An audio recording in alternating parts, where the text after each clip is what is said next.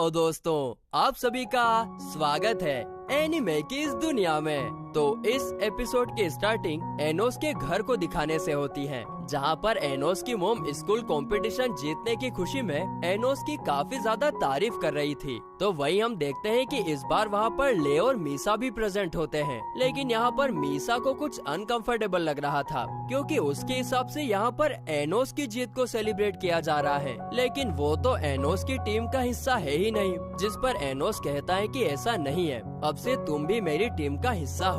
दरअसल तुम में काफी ज्यादा पोटेंशियल है एक अच्छी सबऑर्डिनेट बनने का। साथ ही में यहाँ पर वो मीसा की पावर्स को उस वोटर वॉरियर के साथ भी लिंक करता है, जिसके साथ पिछले एपिसोड की स्टार्टिंग में उसकी फाइट हुई थी।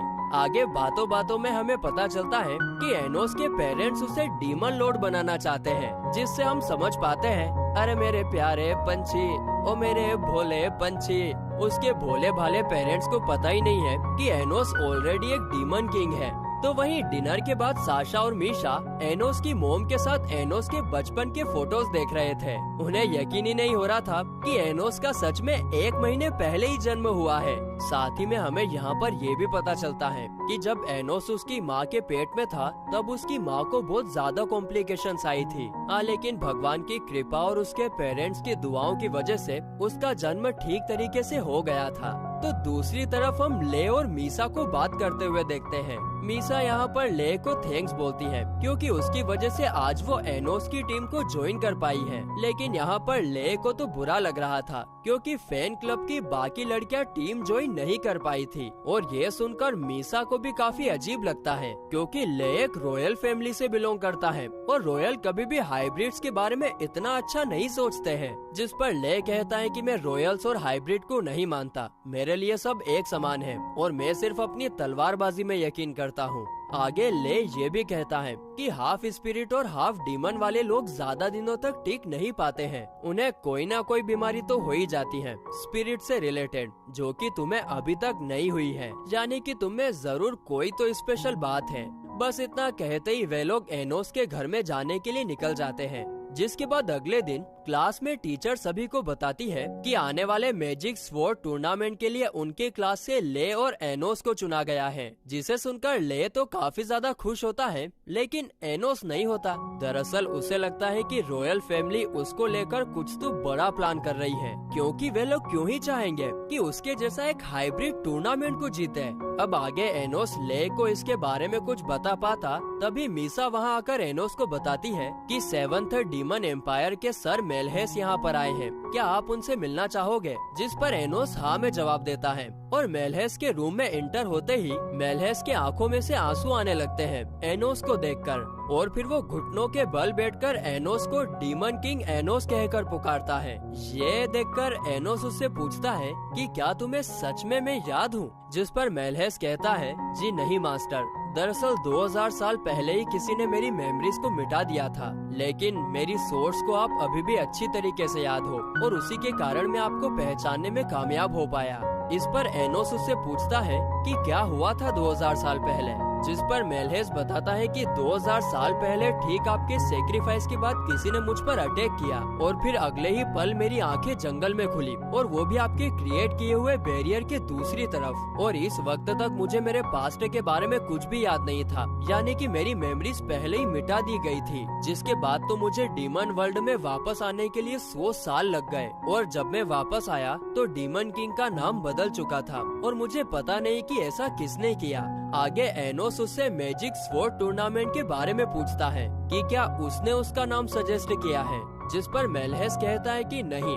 लेकिन ये जरूर रॉयल फैमिलीज का किया कराया होगा। शायद वो आपको टूर्नामेंट में हराकर हाइब्रिड्स को नीचा दिखाना चाहते हैं और वो इसके लिए किसी भी हद तक जा सकते हैं। मेलहेस यहाँ पर एनोस को टूर्नामेंट में पार्टिसिपेट ना करने का सजेस्ट करता है, क्योंकि अगर ऐसा हुआ तो शायद नकली डीमन किंग उसके सामने आ जाए। जिसे सुनकर एनोस कहता है कि चिंता मत करो, मैं इसके बारे में जरूर सोचूंगा।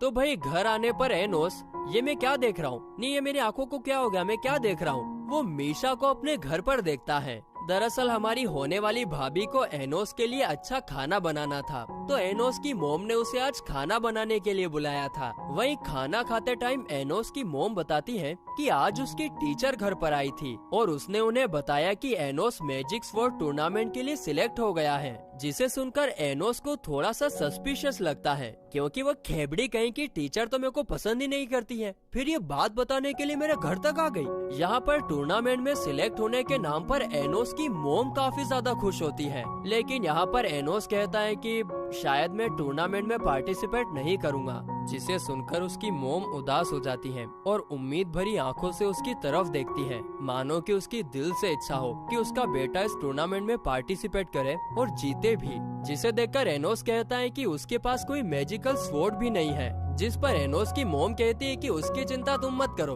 तुम्हारे डे बस यहीं पर वो रुक जाती है। जिसे सुनकर मीशा और एनोस दोनों को शक होता है, कुछ तो गड़बड़ है दया। आगे डिनर खत्म होने के बाद एनोस मीशा को इतना अच्छा खाना बनाने के लिए थैंक्स बोलता है और वो कहता है कि मैं तुम्हारे लिए क्या कर सकता हूँ, जिस पर मीशा पहले तो मना करती है, लेकिन एनोस के फोर्स करने पर वो कहती है कि मैं कहीं बाहर जाना चाहती हूँ, जिसके रिप्लाई में एनोस कहता है जो हुकुम मेरे आका, हम स्कूल के बाद बाहर घूमने के लिए जाएंगे। और फिर अगले दिन वो दोनों मॉडल क्रिएशन शॉप में आते हैं, जो कि मीशा की फेवरेट जगह होती है, क्योंकि वे लोग अपनी मर्जी से यहाँ पर कोई भी मॉडल बना सकते हैं। और यहाँ पर शॉप की ओनर भी मीशा को काफी अच्छे से जानती थी।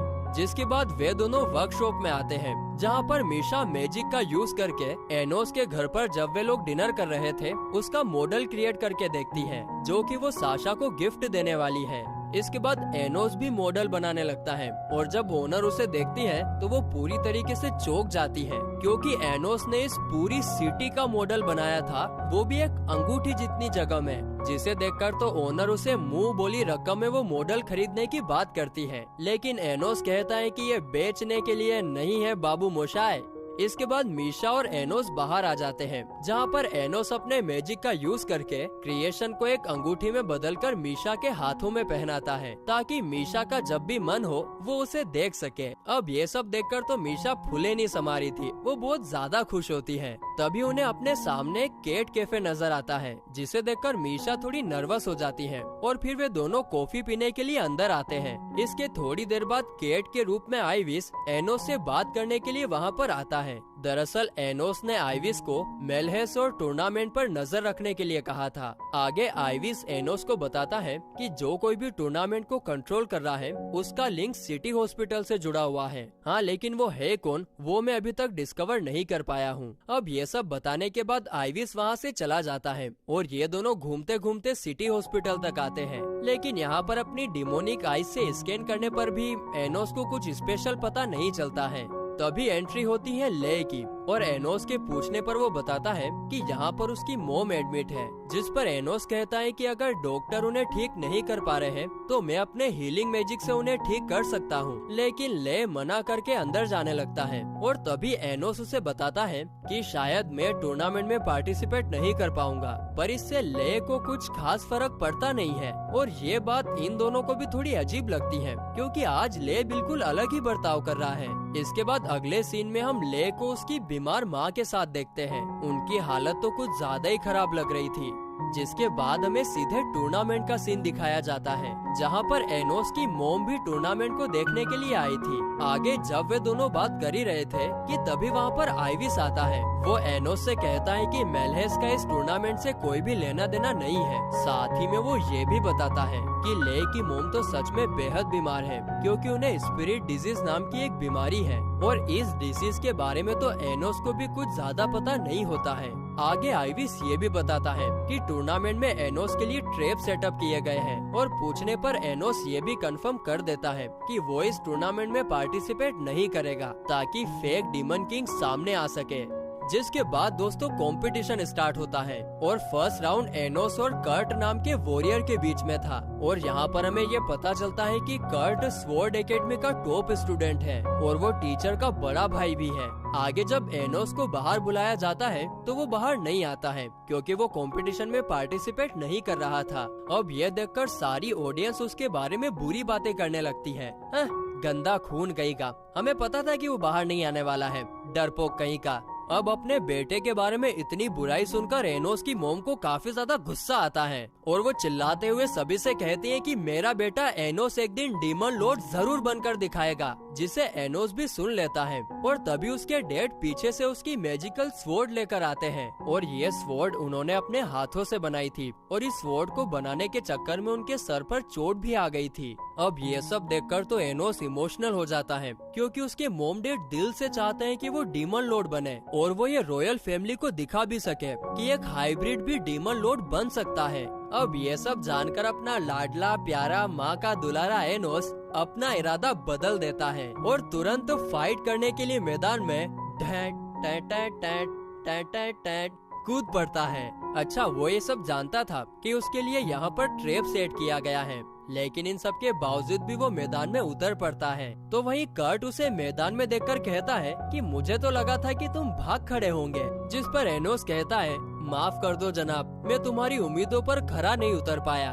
और फिर आखिरी सीन में हमें ले को उदास बैठा हुआ दिखाया जाता है और बैकग्राउंड में कर्ट कंपटीशन स्टार्ट करने के लिए कहता है। और इसी के साथ ही ये एपिसोड यहीं पर खत्म होता है।